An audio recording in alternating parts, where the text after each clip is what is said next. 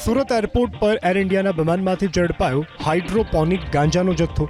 શનિવારે શારજહાંથી આવેલી air India એક્સપ્રેસની ફ્લાઇટની તપાસ કરતા કસ્ટમ અને આઈયુની ટીમને સીટ નંબર 12E અને 12F નીચેથી છુપાવેલ 1.6 કિલો હાઇડ્રોપોનિક ગાંજાના 4 પેકેટ મળી આવ્યા. ચોંકાવનારી વાત તો એ છે કે ગાંજાના આ 4 પેકેટ વેક્યુમ પેક્ડ હતા, જેથી તેની ગંધ બહાર ન આવે. કસ્ટમ વિભાગની ટીમે ફિલ્ડ ટેસ્ટ કિટથી તપાસ કરતા આ હાઇડ્રોપોનિક ગાંજો હોવાનો ખુલાસો થયો.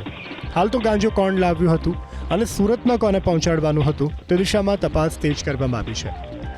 વિમાનની આ સીટ પર કોણે મુસાફરી કરી તેની માહિતી એકઠી કરવામાં આવી રહી છે. જસદણના ભડલી ગામેથી ઝડપાયું ગાંજાનું વાવેતર. ડુંગરવાડી વાડી વિસ્તારમાં એસઓજીની ટીમે દરોડા પાડી ખેતરમાં વાવેતર કરેલ ગાંજાના છોડ જપ્ત કરી રમેશ જાધવ નામના આરોપીને ઝડપી પાડ્યો. ખેતરમાંથી ગાંજાના મોટા 64 છોડ સહિત એસઓજીની ટીમે 3,71,000થી વધુનો મુદ્દામાલ જપ્ત કર્યો. તો આ તરફ બનાસકાંઠા જિલ્લાની અમીરગઢ ચેકપોસ્ટ પરથી ચરસની હેરાફેરી કરતા એક શખ્સને પોલીસે ઝડપી પાડ્યો.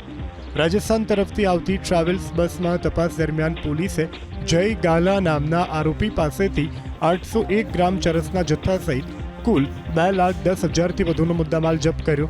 પ્રાથમિક તપાસમાં આરોપી જય ગાલા મૂળ મુંબઈનો રહેવાસી હોવાનો ખુલાસો થયો છે. હાલ તો પોલીસે NDPS એક્ટ હેઠળ ગુનો નોંધી વધુ તપાસ હાથ ધરી.